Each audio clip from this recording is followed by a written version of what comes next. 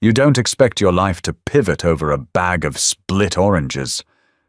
Nora was just exhausted, locking up her failing cafe for the night when she saw the old man struggling in the freezing rain.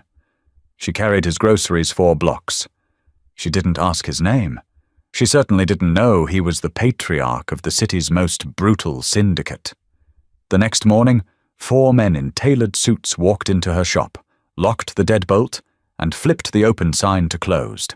The rain in November didn't wash the city clean. It just made the grime slick. Nora stood behind the counter of the Daily Grind, a name she hated but couldn't afford to change, pressing a damp rag against the faux wood laminate. Her lower back throbbed in time with the flickering fluorescent tube above the pastry case. It was 8:15 p.m. She was 15 minutes past closing, but the coffee pot still held a 1/4 cup of lukewarm sludge, and she couldn't bring herself to dump it until the floors were mopped. She untied her apron, the canvas stiff with dried milk and flour, and tossed it over the espresso machine.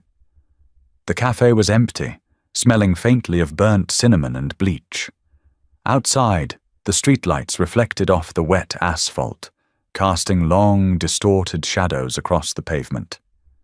Nora grabbed her coat, a thrifted wool trench that was entirely unsuited for the downpour, and stepped out into the biting wind to pull the metal security grate down over the window. That was when she heard the rip. It was a distinct, wet, tearing sound, followed immediately by the dull thud of heavy objects hitting the concrete. Nora turned.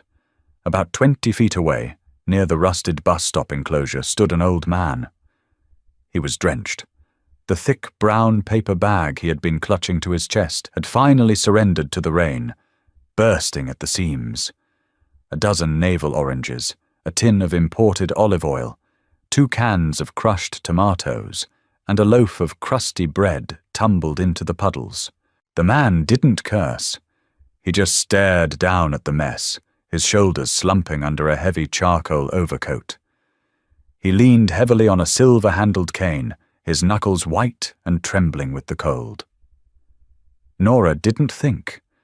She didn't weigh the pros and cons of interacting with strangers in a neighborhood where eye contact was usually an invitation to trouble. She just felt a sudden, sharp ache in her chest. He looked like someone's grandfather, lost and utterly defeated by a mundane cruelty. She walked over, her worn sneakers squelching in the shallow water. "Don't worry about it," Nora said, her voice cutting through the hiss of the rain. She dropped to a crouch, ignoring the ice-cold water seeping through her jeans. She grabbed the rolling oranges, wiping the grit off the rind with her sleeve.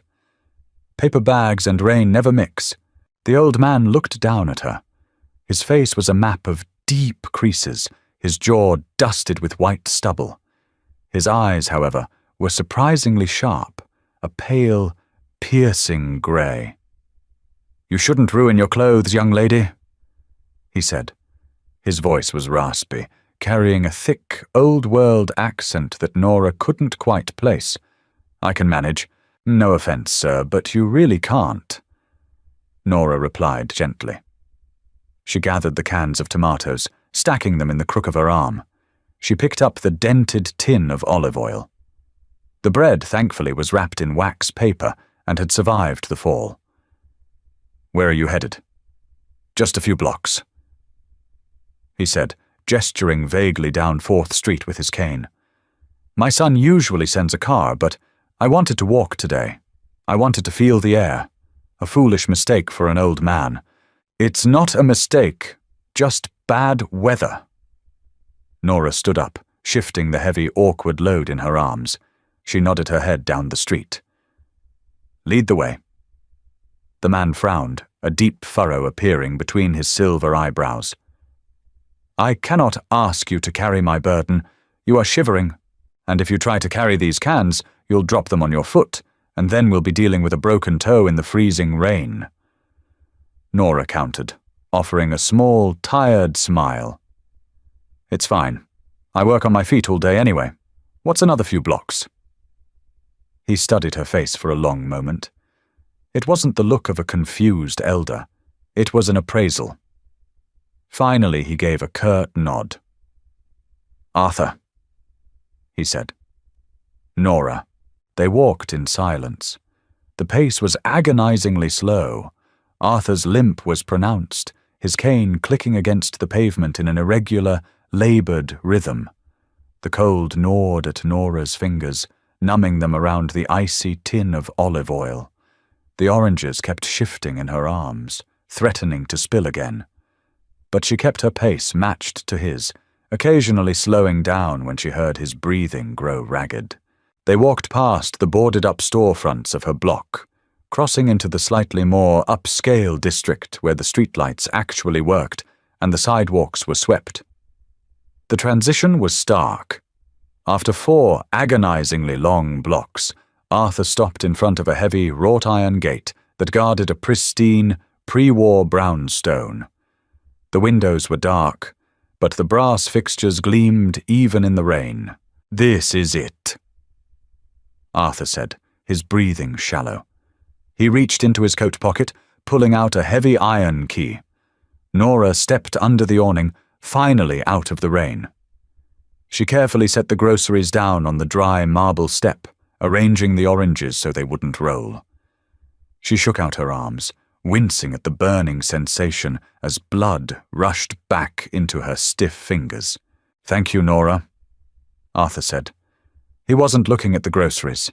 He was looking at her, his pale eyes steady. He reached for a leather wallet inside his coat. "No," Nora said immediately, taking a step back into the rain. She held up her hands. "Please. I didn't do it for money. You just needed a hand." Arthur paused, his hand hovering inside his coat. "People in this city do not do things for free, especially when they are tired and cold." "Then consider me an anomaly," Nora said. She pulled up the collar of her trench coat. "Get inside, Arthur. Make some tomato soup. Get warm." She turned and began the long walk back to the bus stop. She didn't look back to see if he went inside. She was too focused on the squelch of her shoes and the lingering, desperate worry of how she was going to pay next month's rent if the espresso machine finally died. It was just a random act of decency on a miserable Tuesday night. She assumed she would never see him again. Wednesday morning brought no relief. The sky was the color of a bruised plum, threatening snow, and the radiator in the cafe was hissing violently, but producing no actual heat. Nora arrived at 5 a.m. to start the baking. By 7:30 a.m. she had sold exactly 3 coffees and 1 blueberry muffin. The neighborhood was waking up, but her regulars were tradesmen and shift workers who were tightening their belts. $5 for a coffee and a pastry was becoming a luxury. She was wiping down the steam wand when the bell above the door jingled aggressively. Nora didn't have to look up to know who it was. The heavy, dragging footstep and the smell of cheap aerosol cologne announced Ricky before he even spoke. Ricky was a local bottom feeder, a guy who collected neighborhood dues for a mid-level gang that ran the strip 3 blocks down. He was built like a cinder block and had the temperament of a cornered rat. "Morning, Nora," Ricky said, leaning his thick forearms on the glass pastry case. The glass creaked under his weight.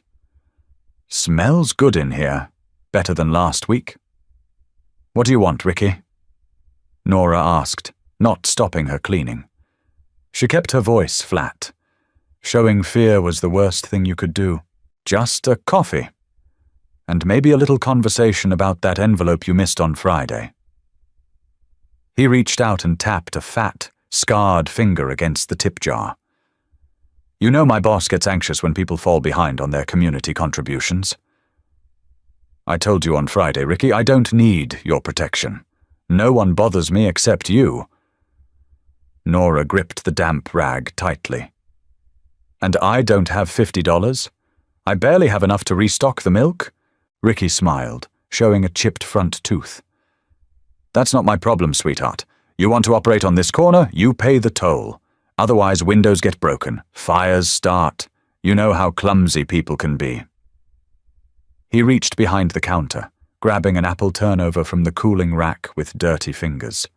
Nora's blood boiled. "Put that back." "Or what?"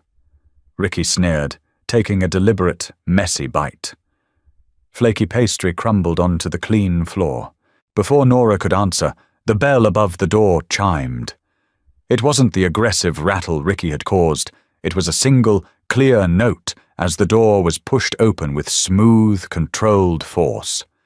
The temperature in the cafe seemed to plummet instantly. 4 men walked in. They didn't look like Ricky. Ricky looked like violence born of desperation. These men looked like violence born of profession. They were massive, but not in a clumsy, gym-inflated way. They moved with a terrifying grace, their shoulders broad beneath flawlessly tailored dark wool suits.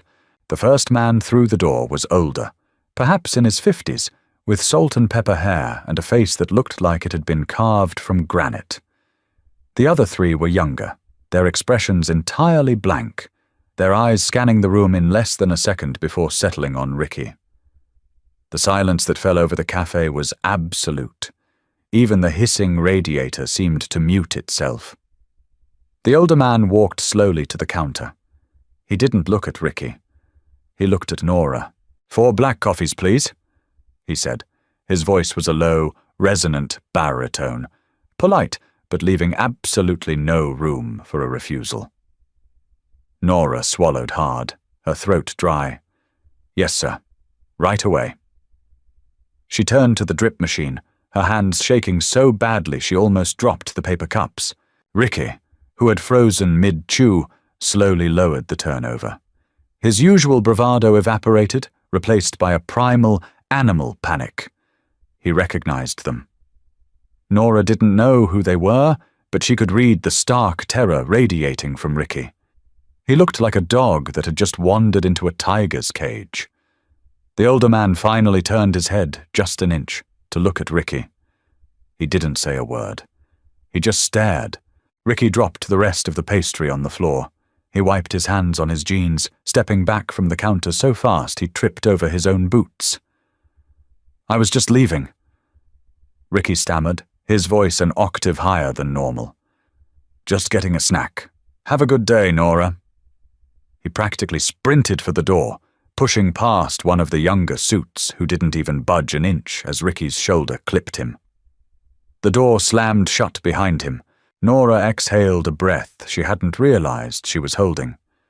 She turned back to the counter, placing the 4 steaming cups on the laminate. "That will be $12, she said, her voice wavering. The older man reached into his breast pocket and pulled out a sleek money clip. He slid a crisp, new $100 bill across the counter. "Keep the change," he said.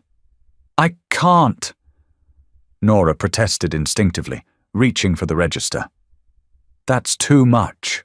"Keep it," he repeated, the tone lowering just a fraction. It wasn't a request. The man picked up his cup. The other 3 men stepped forward, each taking a coffee in perfect silence. Then, instead of leaving, they dispersed.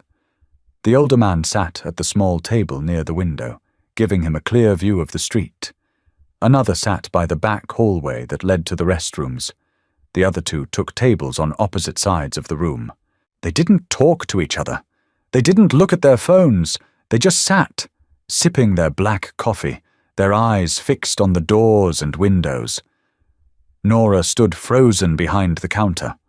The clock read 8:05 a.m. She had a dreadful feeling in the pit of her stomach that her day, and perhaps her life, had just been hijacked. By 1 p.m., the situation had escalated from terrifying to utterly bizarre. Customers had tried to come in. A few regulars poked their heads through the door, took one look at the 4 silent, mountainous men in bespoke suits occupying the 4 corners of the room, and promptly turned around and walked out. The men didn't threaten anyone. Their mere presence was enough to suffocate the space. Nora had cleaned the counter 6 times. She had reorganized the pastry case. She had stood by the sink, wringing her hands, trying to decide if she should call the police. But what would she say? There are 4 men drinking coffee in my cafe and they won't leave. It wasn't illegal to sit, and given Ricky's reaction, calling the cops on these particular men felt like lighting a match in a powder keg. At exactly 1:30 p.m., a sleek, black sedan pulled up to the curb, right in front of the cafe. The engine purred smoothly, a deep, throaty sound that vibrated through the cafe window. The older suit near the window stood up. Instantly, the other 3 men stood as well. They moved in perfect synchronization, squaring their shoulders. The bell chimed.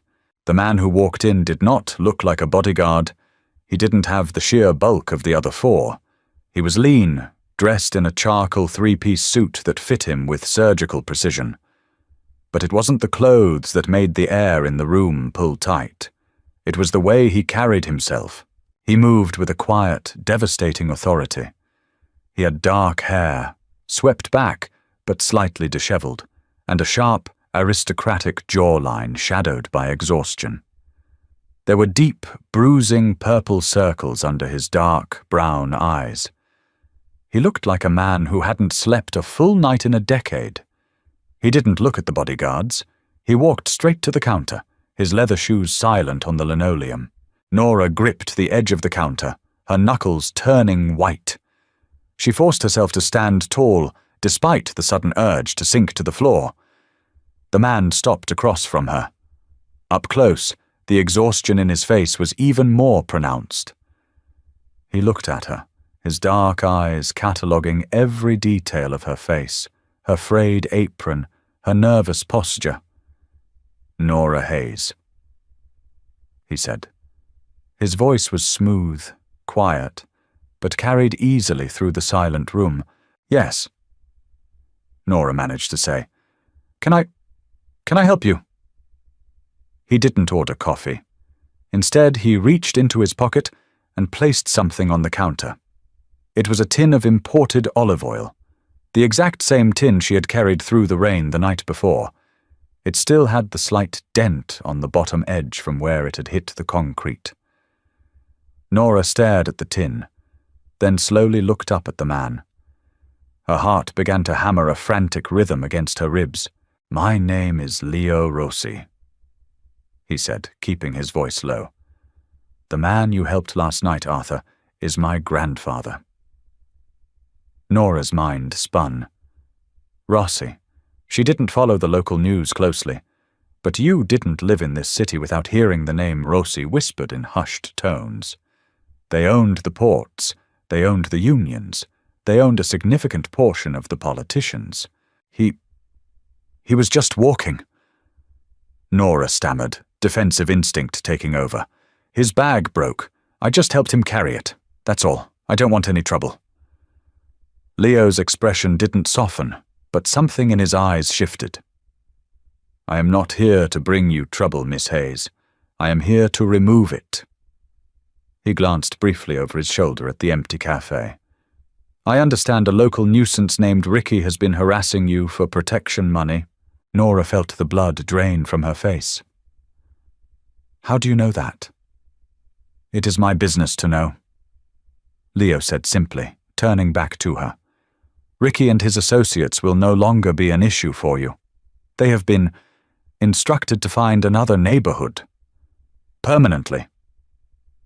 Nora gripped the counter tighter. "Look, I appreciate it, really. But I don't have the money to pay you for protection either. I barely keep the lights on." Leo sighed, a heavy, tired sound. He leaned forward slightly, resting his forearms on the counter. "You misunderstand me. This is not a transaction. This is a debt." "A debt? My grandfather is everything to our family," Leo said, his voice dropping a register, carrying a sudden, fierce intensity that made Nora flinch. "He is stubborn, and he is sick. He slipped his security detail last night because he hates feeling like a prisoner. If he had fallen in that freezing rain, if he had been targeted by someone less honorable than you while he was vulnerable—" Leo stopped, his jaw clenching tight. He took a slow breath, composing himself. "You showed kindness to the patriarch of the Rossi family." Leo continued, his tone smoothing back into a chilling calm. "In our world, disrespect is paid back in blood. Kindness is a debt that can never fully be settled." "I don't want a debt," Nora said firmly, finding a scrap of courage. "I just want to run my coffee shop. I don't want to be involved with whatever it is you do." Leo looked at her for a long time. It wasn't an intimidating glare. It was an analytical stare. He was studying her, realizing she meant it.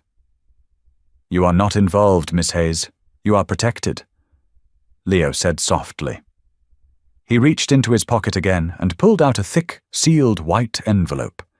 He placed it next to the dented olive oil tin. "This is for the inconvenience my men caused to your business today. They will not sit inside your cafe again." Nora looked at the envelope. It was thick enough to pay her rent for a year. "I can't take that." "It's not a request," Leo said. He straightened up, buttoning his suit jacket. "My men will not intrude on your space, but they will be near. No one will ever harass you in this shop again. Your deliveries will arrive on time. The city inspector will pass your kitchen. You will run your coffee shop in absolute peace. Mr. Rossi, please." "Leo," he corrected quietly. He turned to leave, pausing at the door. He looked back over his shoulder, the heavy exhaustion returning to his features. "Thank you, Nora, for taking care of him." He pushed the door open. The 4 massive bodyguards filed out behind him in perfect silence. The black sedan pulled away, leaving the street eerily quiet. Nora stood alone behind the counter, staring at the dented tin of olive oil and the thick white envelope. Her hands were shaking again, but not from the cold. She had just helped an old man carry his groceries. And in doing so, she had accidentally let the most dangerous predators in the city through her front door. Nora did not deposit the money. She didn't even open the envelope. She wrapped it in 2 layers of plastic wrap and buried it at the bottom of a 50-pound industrial flour bin in the back storeroom. She wanted it out of sight, hoping that if she ignored it, the reality of Leo Rossi's visit would simply fade away. It didn't fade, it amplified. The first sign was the street lamp outside the cafe.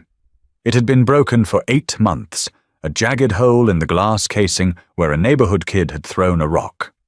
Nora had called the city council 5 times to report it. On Thursday morning, she arrived at 5 a.m. to find a city utility truck idling by the curb. 2 workers in neon vests were securing a brand new LED fixture. They didn't look at her as she unlocked the front door. The second sign was the milk delivery. Gary, the driver for the dairy supplier, was a perpetually angry man who usually dropped the plastic crates onto the loading pad with enough force to crack the bottles, demanding her signature before she could even check the inventory. On Friday, Gary arrived 15 minutes early. Nora walked out to the alley to find him carefully lifting each crate and setting it down as if it were packed with explosives.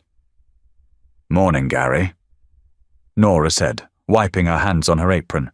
Gary flinched. He actually physically jerked away from the sound of her voice. He turned, his face pale, a sheen of sweat on his forehead despite the November chill. "Miss Hayes, good morning. I put the 2% in the front, just how you like it. I checked the expiration dates twice." Nora frowned. She had never asked him to organize the crates. "Are you feeling okay, Gary?" "Never better," he said, his voice entirely devoid of breath. He held out the clipboard with both hands, his eyes fixed on the brick wall to her left. "Just need your initials. No rush. Take your time." Nora signed the paper. Gary snatched it back and practically ran to his truck. He peeled out of the alley so fast his tires squealed against the damp asphalt. By Monday, the tension was unbearable. The cafe was doing better business, strictly by the numbers. Ricky's absence meant that the older locals who had been intimidated by his loitering started coming back for their morning drip coffee. But the atmosphere was wrong. People spoke in hushed voices. They paid with exact change, left their tips, and hurried out. Nora realized they weren't looking out the window for Ricky anymore. They were looking out the window for the black sedans. The breaking point arrived at noon. The bell above the door jingled, and Mr. Harrison walked in. He was the district health inspector, a man who seemed to derive deep personal joy from citing Nora for peeling paint near the baseboards, or a thermometer that was 1 degree off in the pastry case. Nora braced herself, reaching for her sanitizing spray. "Hello, Mr. Harrison. I have the temperature logs right here." Harrison stopped 3 feet from the counter. He was wearing a beige trench coat and holding his familiar metal clipboard, but his usual smug expression was gone. He looked terrified. "That won't be necessary, Miss Hayes," Harrison said. His voice shook slightly. He didn't look at the pastry case. He didn't look at the floor. He pulled a pre-printed green A placard from his bag and set it on the counter. "Everything looks perfect. Impeccable standard of cleanliness. Keep up the good work." He turned on his heel and walked out before Nora could even process what had happened. Nora stared at the green A on the laminate counter. It felt heavy, ugly, and entirely unearned. She walked into the back room, plunged her hands deep into the cold, soft powder of the flour bin, and pulled out the plastic-wrapped envelope. She brushed the white dust off the heavy paper. Leo Rossi hadn't given her protection.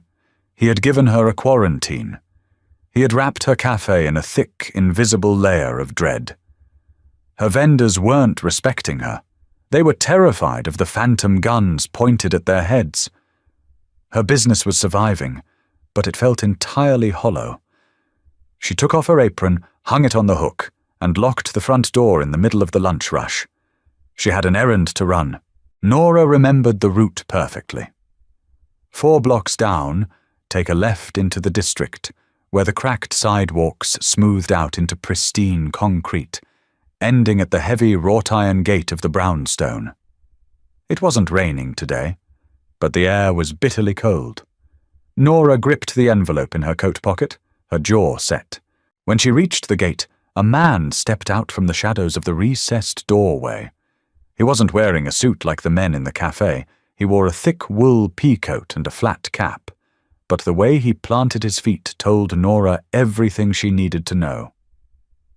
"Private residence," the man said. His tone wasn't aggressive, just entirely dismissive. "I need to see Leo Rossi," Nora said. The man stopped chewing his gum. He looked at Nora, taking in her scuffed sneakers, her thrifted coat, and the flour dust still clinging to her jeans. "Mr. Rossi doesn't take unannounced meetings. Have a good day, miss." "Tell him Nora Hayes is here," she insisted, refusing to step back. "Tell him I have a delivery regarding Arthur. If he doesn't want to see me, I'll slide it under the gate and leave." The man stared at her for a long second, his eyes narrowing.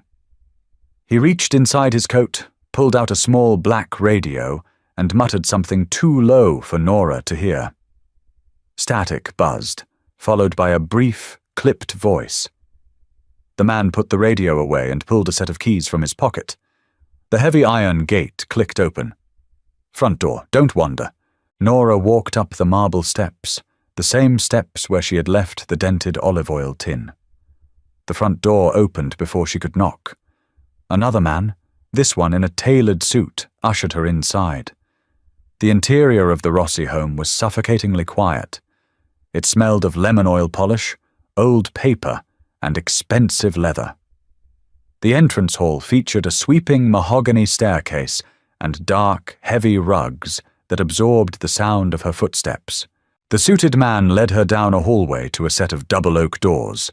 He knocked once, opened the door, and stepped aside. Nora walked in. It was a study, lined floor to ceiling with packed bookshelves. Behind a massive, dark wood desk sat Leo Rossi. He was in his shirt sleeves, the cuffs rolled up to his forearms, a loosened silk tie hanging around his neck. The desk was covered in thick, bound ledgers, stacks of invoices, and 2 separate cell phones. He looked up. The deep purple circles under his eyes were worse than they had been on Wednesday. He looked like a man drowning in paperwork and pulling himself up by the sheer force of his own anger. He set down a silver pen. "Miss Hayes, they said you were at the gate. I assumed there was an emergency." "There is," Nora said. She walked straight to the desk, pulled the thick white envelope from her pocket, and dropped it onto an open ledger. It landed with a heavy, final thud. A small cloud of flour puffed off the paper. Leo looked at the envelope, then slowly up at Nora. He didn't seem angry. He just seemed confused. "I am returning your money, Mr. Rossi." "Leo," he corrected quietly. He leaned back in his leather chair, resting his elbows on the armrests, pressing his fingertips together. "Why?" "Because I don't want it," Nora said, keeping her voice steady despite the adrenaline surging through her chest. "And I don't want your protection. Ricky has been handled. He is no longer in the city." "I don't care about Ricky!" Nora snapped, leaning over the desk. "I care about the fact that my milk delivery driver looks like he's going to have a heart attack when he drops off my crates. I care that the city health inspector gave me a passing grade from the doorway because he was too terrified to step inside my kitchen." "You didn't give me peace, Leo. You turned me into a ghost. Everyone is terrified of me." Leo stared at her. The silence stretched between them, heavy and absolute. "Fear is efficiency, Nora," he said finally, his voice devoid of emotion. "Your deliveries arrive on time, your inspections pass, your business operates without friction. In this city, that is a rare and expensive privilege." "It's not a privilege, it's a cage," she shot back. "I run a coffee shop. I know my customers' names. I talk to my vendors. I'm a part of a neighborhood. You stripped all of that away in a single morning. You made them look at me the way they look at you." Something flickered in Leo's dark eyes. It was a microscopic shift, a sudden tightening of his jaw. "And how do they look at me?" "Like you're going to kill them," Nora said bluntly. Leo didn't blink. He slowly picked up the envelope, brushing the residual flour off the pristine white paper with his thumb. "My grandfather likes you. He told me you did not flinch when the bag tore. You just fixed the problem." "I'm giving you the money back, Leo. I'm not a problem for you to fix." "I cannot take the money back," Leo said. He tossed the envelope back onto the desk. "A debt was incurred. The debt was paid. If I take this back, the ledger is unbalanced. I do not leave unbalanced ledgers, Miss Hayes." Nora stared at him, realizing the sheer, immovable stubbornness of the man in front of her.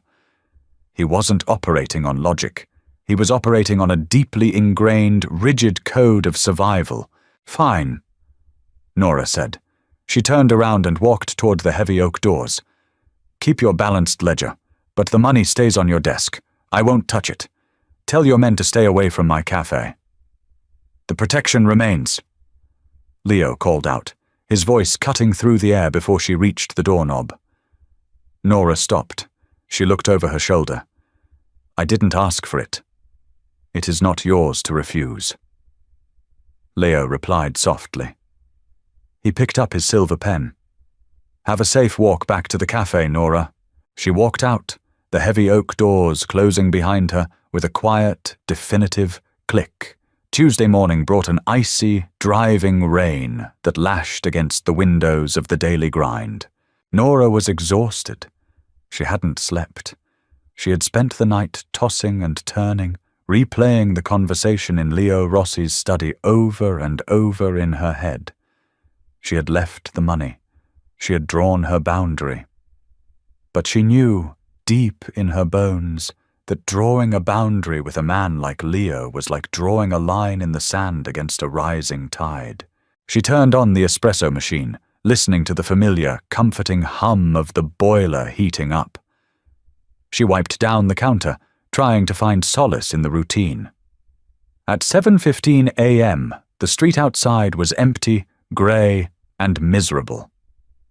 Then the sleek black sedan pulled up. Nora froze, the damp rag in her hand suddenly feeling very heavy. She watched through the rain-streaked window. The driver's side door didn't open. The back door opened. Leo stepped out into the rain. He wasn't wearing a topcoat, just a dark, tailored suit that immediately began to soak through. He didn't carry an umbrella. He told the driver something, closed the door, and walked across the wet pavement toward the cafe. He was alone. No 4 massive bodyguards, no muscle standing by the door. Just Leo. The bell above the door chimed. He stepped inside, bringing the cold dampness of the street with him. He wiped his wet shoes carefully on the bristled mat by the entrance, a starkly mundane action for a man who effectively ruled the local underworld. He walked up to the counter. Nora didn't greet him. She just stood there, waiting. Leo looked at the pastry case, then up at the menu board written in smudged chalk. He looked tired, perpetually, bone-deep tired. "1 black coffee, please," he said. Nora hesitated. She looked past him at the black sedan idling at the curb. "Where are your men?" "In the car," Leo said. "You said you did not want my men terrifying your customers, so they will stay in the car." Nora studied his face. There was no anger there, no arrogance, just a flat, unyielding calm.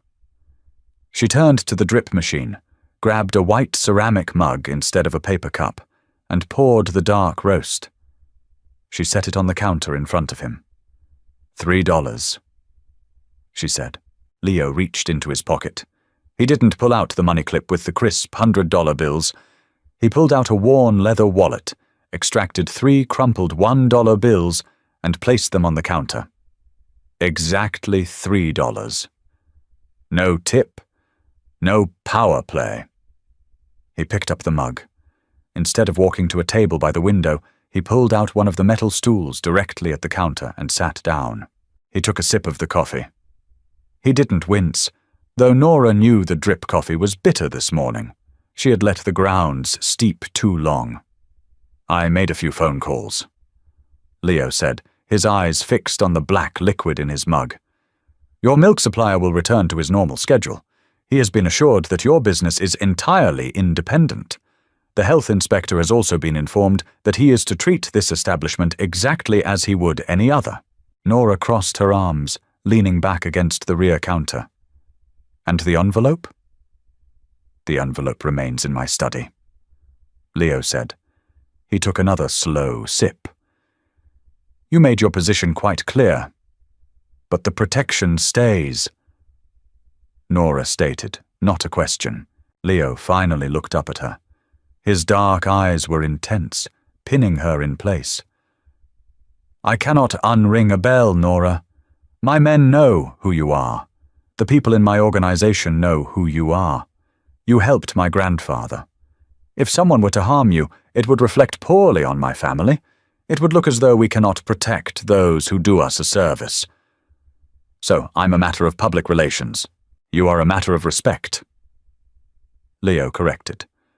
"I cannot pull the shadow back completely. The car will stay parked down the street. If someone tries to rob this register, they will be stopped before they reach the door. But my men will not enter your shop. They will not interfere with your life. You will never see them." Nora looked down at the 3 wrinkled dollar bills on the counter. It was a compromise. A bizarre, twisted compromise. But a compromise nonetheless. He was trying to respect her boundaries within the rigid confines of his violent world. "And what about you?" Nora asked, looking back up at him. "Are you going to sit at my counter every morning?" Leo set the mug down.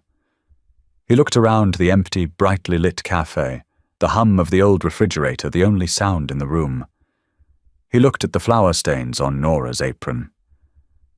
"It is quiet here," Leo said softly. It sounded almost like a confession. "My world is rarely quiet." He finished the coffee in one long swallow, pushed the empty mug across the counter, and stood up. He buttoned his damp suit jacket. "Thank you for the coffee, Miss Hayes." "It's Nora," she said. Leo paused at the door. He didn't turn around, but she saw the slight tilt of his head. "Nora, have a good day." He walked out into the freezing rain, getting back into the black sedan. The car pulled away, disappearing down the grey street. Nora picked up the empty ceramic mug. It was still warm. She walked over to the sink and began to wash it, realizing with a sinking feeling that the terrifying Mafia boss hadn't just forced his protection on her. He had just made himself her only regular customer. December arrived with a brutal, biting wind that swept off the harbour, turning the city streets into slick, grey wind tunnels. The holidays brought a frantic, desperate energy to the neighbourhood, but inside the daily grind, a strange, fragile equilibrium had taken root. Leo Rossi became a fixture of Nora's Tuesdays and Thursdays. He always arrived at exactly 7:15 a.m. The black sedan would idle halfway down the block, close enough to see the front door, far enough away not to block the intersection. Leo would walk through the freezing wind, step inside, meticulously wipe his shoes on the mat, and sit at the far end of the counter. The stool he chose had a slight wobble, a loose bolt Nora had been meaning to tighten for months, but he never complained. He never asked to switch. The ritual was identical every time. 1 black coffee in a ceramic mug, 3 crumpled dollar bills placed on the laminate, exactly 15 minutes of his time. At first, the silence between them was sharp, laden with the unspoken reality of who he was and the invisible armed men sitting in the car outside. Nora would busy herself wiping down the pristine steam wand or rearranging the already perfectly aligned rows of biscotti. She would steal glances at him in the reflection of the pastry case glass. He usually stared out the front window, watching the city wake up, his face an impenetrable mask of exhaustion. But as the weeks ground on, the sharp edges of the silence began to dull. It stopped being an anxious quiet and morphed into something resembling a truce. The shift happened on a particularly miserable Tuesday, 2 weeks before Christmas. The cafe's ancient boiler had finally surrendered during the night. Nora was wearing 2 sweaters and a thick wool scarf, her breath pluming in the frigid air of the kitchen as she tried to force the industrial oven to heat up enough to bake the scones. When the bell chimed at 7:15 a.m., Leo walked in, his breath frosting in the air. He stopped, looking at Nora's bundled form, then looked up at the ceiling where the heating vents sat silent and dark. "It broke at 3 a.m., Nora said, her teeth chattering slightly as she poured his coffee. Her fingers were stiff and red. "The repair guy can't come until tomorrow afternoon." Leo took the mug. He didn't sit down. He wrapped his long, elegant fingers around the hot ceramic, letting the heat seep into his skin. He looked at the frost creeping up the inside of the front windows. "You cannot work in this," Leo stated, his voice flat. "I don't have a choice," Nora replied, leaning her forearms against the counter to capture some of the heat rising from the espresso machine's boiler. "If I close for 2 days, I can't make payroll for my part-time closer. I'll just wear another coat." Leo didn't argue. He drank his coffee in silence, placed his $3 on the counter, and left at 7:30 a.m. on the dot. Nora sighed, preparing for a miserable, bone-chilling day. But at 8:45 a.m., a massive, unmarked white utility van pulled up in front of the cafe. 3 men in heavy Carhartt jackets walked in carrying massive toolboxes and 2 large, industrial-grade portable space heaters. They didn't ask questions. They didn't hand her an invoice. They simply plugged the heaters in, flooding the small cafe with glorious, dry heat, and then walked straight into the back room. 30 minutes later, they emerged, covered in grease and soot. "Boilers patched, cracked valve replaced." The lead mechanic grunted, wiping his hands on a rag. "Should hold for another 10 years. Keep the filters clean." Before Nora could formulate a question about the cost, they were gone. When Thursday rolled around, Leo walked in at 7:15 a.m. The cafe was a comfortable 70 degrees. Nora poured his coffee, set it down, and pushed the $3 back across the counter. "The coffee is on the house today," Nora said, holding his gaze. Leo looked at the bills, then up at her.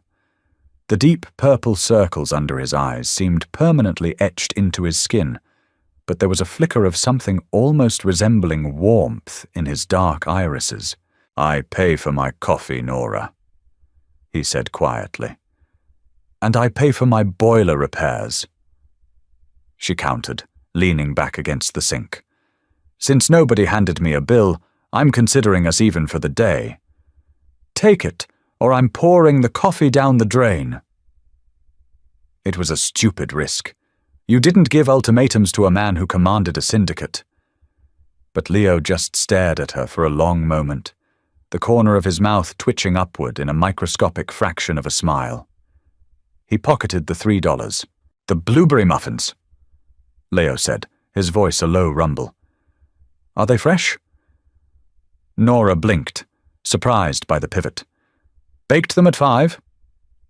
"I'll take one, to go." He pulled out a crisp $10 bill and laid it on the counter. "Keep the change." It was the first time they had a transaction that felt normal. It wasn't about debts or protection or the oppressive weight of his world. It was just a tired man buying a pastry. 2 days later, Arthur visited. He didn't come with an entourage.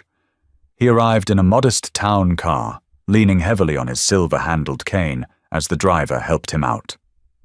The driver stayed by the car as Arthur slowly made his way into the cafe. Nora rushed out from behind the counter, instantly terrified he was going to slip on the icy pavement. But Arthur waved her off with a heavily veined hand. "I am old, Nora, not made of glass." Arthur rasped, settling into a sturdy wooden chair at a corner table. He unbuttoned his thick cashmere overcoat. "It's good to see you, Arthur," Nora said, bringing him a cup of decaf and a slice of lemon pound cake without asking. "Are you feeling better?" "The cold aches in the bones, but I survive," Arthur said. He took a sip of the coffee, closing his eyes in appreciation. "Leo tells me you refused his money, and you confined his men to the street." Nora felt a flush of heat rise in her cheeks. "I just wanted to run my business the way I always have." Arthur chuckled, a dry, rattling sound. "You are stubborn. Good. Leo is surrounded by people who agree with him out of terror. A man in his position forgets what the word no sounds like. It is healthy for him to hear it." Nora wiped her hands on her apron, sitting in the chair across from him. The mid-morning rush had died down, leaving the cafe relatively empty. "He works too hard. He looks exhausted." Arthur's smile faded. He looked out the window, his pale grey eyes focusing on something far away. "My grandson carries a mountain on his back. When my son, Leo's father, was killed, the organization fractured. Leo was 24. He had to drop out of law school and step into a war he never wanted. He had to become a monster to stop the other monsters from tearing our family apart." Arthur turned his gaze back to Nora. "He secured the peace, but the peace requires maintenance. It requires a constant, unyielding grip. He does not sleep because if he closes his eyes, the wolves will come for the throat." Nora swallowed hard, the reality of Leo's life settling over her like a heavy, suffocating blanket. "Why are you telling me this, Arthur?" "Because he comes here," Arthur said simply. "He could have espresso imported from Italy, brewed in his kitchen by a private chef. but he comes to a drafty corner shop to drink bitter drip coffee out of a chipped mug. Arthur leaned forward, his voice dropping to a gravelly whisper. He comes here because when he crosses your threshold for 15 minutes, he is not the boss. He is just a customer. Do not let the shadow of our world push him away, Nora. He has precious few places where he can simply breathe. Arthur finished his coffee, left a $20 bill under his saucer, and walked out into the cold. Nora stood behind the counter, staring at the empty mug, realizing that the quarantine Leo had placed around her wasn't just to protect her from the city. It was to protect this tiny, insignificant space from him. January brought ice that coated the fire escapes and turned the cracked sidewalks into glass. It was a Tuesday. 7:15 a.m. came and went. Nora stood by the front window, wrapping her hands around a mug of black tea, watching the empty street. The black sedan wasn't there. By 8 a.m. the morning rush cleared, and her gnawing stomach hardened into genuine anxiety. Leo operated on mechanical routine. His absence felt louder than a siren. She worked methodically through the day, but her eyes kept drifting back to the window. By 6 p.m. the sun surrendered, plunging the street into freezing darkness. Nora locked the front deadbolt, flipped the sign to closed, and began scrubbing the espresso machine. The cafe was entirely silent, save for the swish of her brush against the grates. At 6:35 p.m., the back door rattled. Nora froze. The heavy steel fire door led to the blind alleyway and was deadbolted from the inside. Nobody used it after morning deliveries. The exterior handle wrenched violently. A metallic clank echoed, followed by a dull thud like wet concrete hitting steel. Nora dropped the scrub brush. Her heart hammered against her ribs. She backed away, her fingers finding the heavy, solid iron espresso tamper on the prep counter. She gripped it until her knuckles turned white. Another thud. Then a low, ragged voice bled through the steel frame. "Nora!" She dropped the tamper. It hit the floor with a deafening crack. She ran through the kitchen, sliding on the damp tiles, fumbled with the deadbolt, and threw the lever back. She pulled the door open. Leo practically fell inside. He caught himself against the metal doorframe, his breath hitching in shallow gasps. He wasn't wearing his tailored coat. He wore only a white button-down shirt, but the entire left side was a glistening crimson. Blood had soaked down his side, pooling into the heavy fabric of his trousers. "Leo!" Nora choked out, catching his right arm as his knees buckled. He was essentially dead weight, smelling heavily of raw copper and gunpowder. "Lock it." Leo gritted out, eyes squeezed shut. Nora shoved the door shut with her hip and slammed the deadbolt. She hooked both arms under his shoulder, straining under his bulk, and dragged him into the dry storage room. She lowered him onto a pallet stacked with 50-pound flour bags. He slumped against the exposed brick wall, his skin the color of old ash. "I have to call an ambulance," Nora said, reaching for her phone. Leo's hand shot out, locking around her wrist. Despite the blood loss, he was terrifyingly strong. "No hospitals," he rasped, his dark eyes snapping open, violently lucid. "If this goes out over a dispatch radio, the streets will burn by midnight." "You are bleeding to death on my floor," Nora yelled. "Knife," Leo managed to say, gesturing weakly to his side. "Slipped under the ribs, missed the lung, ambush at the docks. My men are dead. Walked through the alleys. I didn't know where else to go." The panic inside Nora evaporated, replaced by cold clarity. She wasn't dealing with an untouchable boss. She was dealing with a broken human being. "Don't move," she ordered. She ran to the kitchen, grabbing the heavy-duty trauma kit, clean bar towels, and a bottle of high-proof rubbing alcohol. Kneeling beside him, she used heavy shears to slice through the blood-soaked silk. The jagged tear below his lower rib cage seeped sluggishly. Bite down on something, Nora said, uncapping the alcohol. Leo just looked straight up at the ceiling, his jaw locked. Nora poured the alcohol directly over the open gash. Leo let out a guttural vibration deep in his chest. Pure agony forced down his own throat. His knuckles turned bone white as he gripped the flour bags. Nora folded 3 towels into a thick square and pressed them brutally hard into the wound. She leaned her entire body weight onto her hands. For 10 agonizing minutes, the only sounds were the low hum of the boiler and Leo's ragged breaths. She stared at his hands.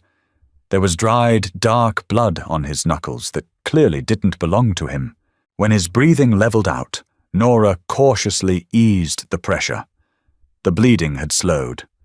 She pulled heavy gauze pads and medical tape from the kit, packing the wound and wrapping the tape completely around his torso. Her hands were slick with his blood, sticking to the adhesive. When she finally rocked back, Leo looked at her ruined, crimson-streaked apron. "You shouldn't have opened the door," Leo whispered. "This is what my world does, Nora. It bleeds on things." "Well, I didn't leave," Nora said fiercely. "We deal with it." She pushed herself off the floor, grabbed the bloody towels, and walked to the utility sink to scrub her hands raw. Leo stayed in the back room for 3 hours. Nora didn't ask questions about who had attacked him or what was going to happen next. She knew better. She brought him a glass of water, which he drank slowly, his hands still trembling slightly from the shock. She locked the front door from the inside, pulled the metal security grate down tight, and turned off all the lights in the front of the cafe. At 10 p.m., Leo's phone, which he had placed on the flour bags, vibrated violently against the paper packaging. He looked at the screen, his expression hardening back into the impenetrable mask of the boss. He tapped a single button and held it to his ear.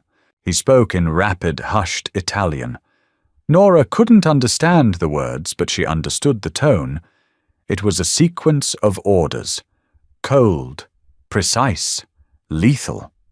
Whatever vulnerability had been present while she was wrapping his ribs vanished, replaced by the ruthless mechanics of a man organizing a war. He hung up the phone and looked at Nora, who was standing by the doorway of the kitchen. "A car is coming," Leo said.